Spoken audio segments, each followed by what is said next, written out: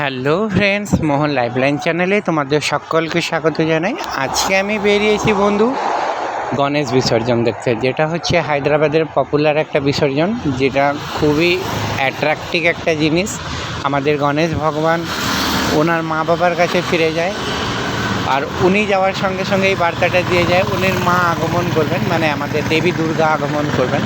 সেই কারণে গণেশ বিসর্জনটাকে এনজয় করার জন্য এবং তোমাদের সামনে তুলে ধরার জন্য আজকে আমি ডিউটি শেষ করে আমার ডিউটির ড্রেস চেঞ্জ করে সবার সঙ্গে বন্ধুবান্ধবের সঙ্গে আমি বেরিয়েছিলাম গণেশ বিসর্জন দেখতে। তাই তোমাদের সঙ্গে ছোট্ট একটা ভিডিও শেয়ার করছি। প্লিজ তোমাদের কাছে সবার কাছে অনুরোধ, আমার ভিডিওটা স্কিপ না করে সম্পূর্ণ ভিডিওটা দেখবেন এবং মনোযোগ সহকারে শুনবেন। প্লিজ প্লিজ প্লিজ আমার ভিডিওটা দেখার জন্য সবাইকে অনুরোধ করছি। দেখুন বন্ধুরা, গণেশ বিসর্জন হচ্ছে আমাদের গ্রামের দিকে, মানে কলকাতার দিকে এতটা পপুলার নয়, যেটা হায়দ্রাবাদের দিকে পপুলার। এবং শুনেছি মহারাষ্ট্র, মুম্বাইয়ের দিকেও গণেশ পুজো নাকি খুবই ধুমধাম করে হয়। আর আমি তো হায়দ্রাবাদে আছি, হায়দ্রাবাদের গণেশ পুজোটাকেই ধুমধাম করে দেখছি, তাই এটাকে দেখছি, তোমাদের সঙ্গে শেয়ার করছি। আর এর আগেও শেয়ার করেছিলাম আমরা রুমেও গণেশ বসাই। যেমন আমি তো মানে স্টাফ রুমে থাকি, সেই কারণে আমার দিদির কাছে গিয়ে ওখানে গণেশটাকে শেয়ার করেছিলাম। তাই তোমাদেরকে সবার কাছে দেখুন কত সুন্দর ক্রেন করে তুলে নিয়ে পুকুরে ফেলে দেয়, মানে অ্যাট্রাক্টিভ একটা জিনিস, যেটা আমরা সচরাচর দেখতে পাই না। আমাদের হাতে কাঁধে করে দেবী দুর্গার বিসর্জন হয়। তাই বন্ধুরা, তোমাদের কাছে একটাই অনুরোধ, তোমরা কে কোথা থেকে দেখছো এবং কাদের কাদের গণেশ বিসর্জন ভালো লাগে বা গণেশ পুজোটাকে ভালো লাগে, প্লিজ আমাকে কমেন্ট করে জানাবেন, অতি অবশ্যই জানাবেন। এবং কারা কারা হায়দ্রাবাদ থেকে দেখছো ওরা তো প্লিজ জানাবেন, কারণ আমিও জানতে চাই হায়দ্রাবাদ থেকে কে কে থাকো।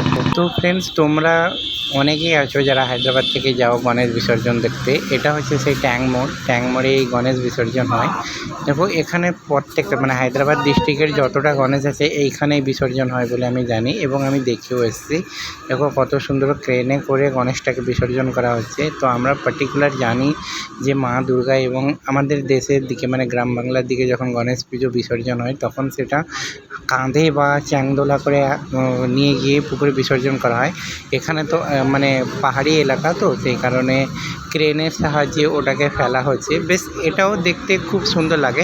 দেখবেন সঙ্গে সঙ্গে এখানে পুকুরটাও পরিষ্কার হয়ে যায়, মানে এখানে যে লোহা বা বাঁশের কোনো কিছু জিনিস এখানে কারোকে ইনফেকশন না করার জন্য, জলটা পরিষ্কার করার জন্য এটা সবাই এটা কিছু করে। বাট তোমরাও দেখবেন পাশে একটা গাড়ি আছে, যেটা আমি দেখাচ্ছি, এটা দিয়ে ছেনে সব কিছু ফুল পাতা সবই সাইডে করে দিয়ে যে আবর্জনা পরিষ্কার করে দেয়।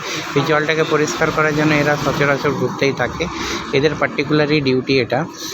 এখানকার গণেশ বিসর্জন হচ্ছে দেখবেন 3 দিনের পর থেকে গণেশ বিসর্জন শুরু হয়ে যায়। আজকে গণেশের লাস্ট দিন, যেটা পার্টিকুলার অল গণেশটাই বিসর্জন হয়ে যায়। সেই কারণে আজকে হায়দ্রাবাদ ডিস্ট্রিক্ট অফ থাকে, বাট আমার ডিউটিটা অন আছে, সেই কারণে তোমাদের কাছে আগে থেকে, তো সেটা আমি আগে থেকে তোমাদের কাছে শেয়ার করছি। তো প্লিজ প্লিজ প্লিজ আমার ভিডিও এবং আমার চ্যানেলটাকে তোমরা প্লিজ সাপোর্ট করো এবং আমার চ্যানেলটিকে সাবস্ক্রাইব করো।